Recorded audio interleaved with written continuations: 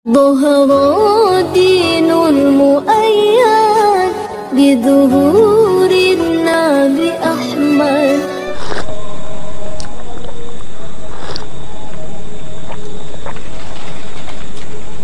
Ya, pertanyaan bagus.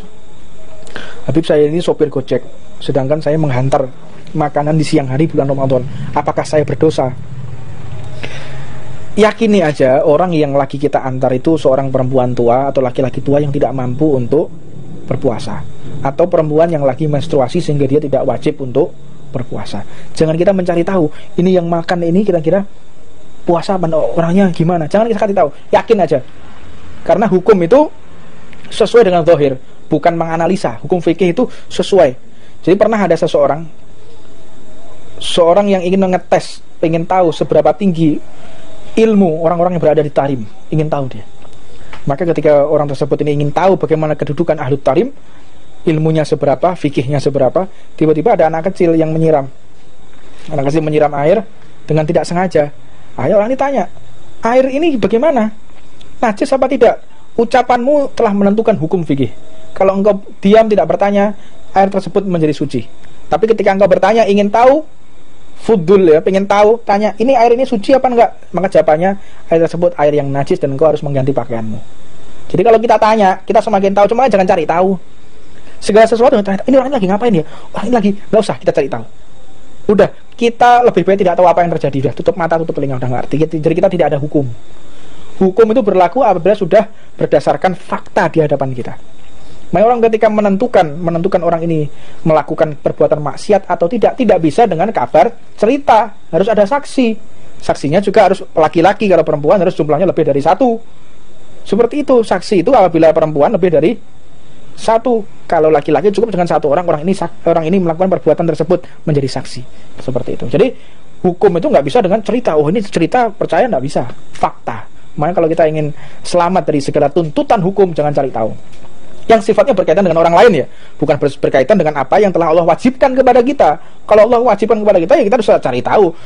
Ternyata hukumnya sholat itu nggak harus berwudu, berarti saya nggak usah cari tahu, biar saya nggak kena hukum. Nggak seperti itu ini maksud. Jadi yang berkaitan dengan orang lain, kehidupan sosial ini loh. Orang ini melakukan perbuatan maksiat. Ada orang misalnya pegang khamr, botolnya botol aqua, botol air mineral, tapi isinya arak, warnanya putih. Kita tulisan air mineral. Nah, kita jangan cari tahu itu yang dibawa orang ini air mineral apa, minuman keras ya. Jangan kita cari tahu. Oh jelas itu dipakai botol air mineral kok. Kalau kita cari tahu, maka kita terkena hukum harus dengan berdakwah, ingkar. Jika kita melihat kemungkaran, maka kita harus dengan merubahnya. Apabila tidak bisa merubahnya dengan tangan, merubahlah dengan lisan. Apabila tidak bisa dengan hati. Wa da'iful iman. Ini adalah lemahnya iman. Jadi kita jangan cari tahu apa yang akan terjadi. Karena orang kalau udah cari tahu ya, orang wong fudul ya, pengen ngerti. Apa itu ya? Lagi ngapain ya? Sok tahu, ingin tahu keadaan haliah orang. Ini berbahaya kepada dirinya, berbahaya kepada orang lain, dan menjadi mudarat. Makanya pernah diceritakan satu kisah, ada seseorang yang memenggal 99 orang, dengan membawa sebilah perang. Si fulan ini dia berikan amanat oleh gurunya, wahai santriku, jangan kau bertanya kepada siapapun yang itu bukan urusanmu. Gak usah cari tahu yang itu bukan urusanmu. Tutup mulut. Maka akhirnya si orang ini, si perampok ini, pembunuh begal ini, telah membunuh 99 orang. Tanya kepada satu orang, seorang rahib, pemuka agama, bukan dari golongan orang Islam, tanya, saya telah menyembelih 99 orang. Bagaimana menurutmu? Aku ini diampuni atau tidak? Diampuni atau tidak aku ini? Dijawab oleh si rahib ini, kalau 99 orang yang mustahil itu akan diampuni oleh Tuhan. Dipenggal juga sekalian si rahib ini. Pas 100. Penggal sekalian, ambil hartanya. Jalan dia. Papasan dengan santri tadi ini yang telah diberikan amanat oleh gurunya dengan wasiat, jangan kau bertanya apapun kepada orang yang itu bukan urusanmu. Menengok. Diam, tutup mulut.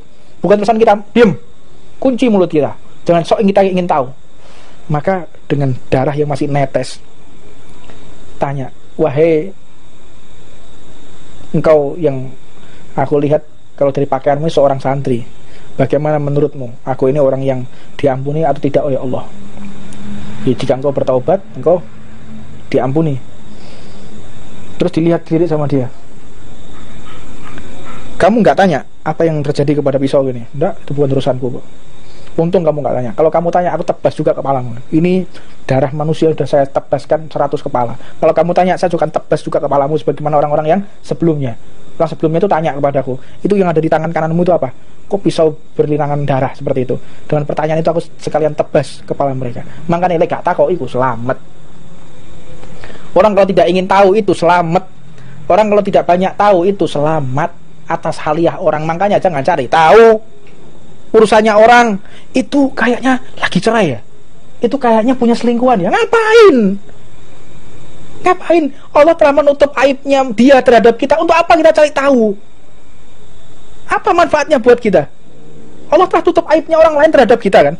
Kita kan gak bisa melihat aibnya orang lain. Untuk apa kita cari tahu? Oh, itu beli mobil baru, uang dari mana ya? Kira-kira untuk apa? Apa manfaatnya buat kita ini? Fudul ini, sok ingin tahu, nggak ada manfaatnya. Makanya jangan kita mencari tahu apa yang terjadi di sekeliling kita. Ada orang mau mau apa, meneng guys. Ini zaman-zaman suku dahab, menang selamat. Ini zaman-zamannya kita diam selamat. Dosa banyak bicara, apalagi berbicara yang bukan funnya, bukan ilmunya. Berbicara sok tahu, ingin tahu, segala dosa cari diem. Udah selamat kan.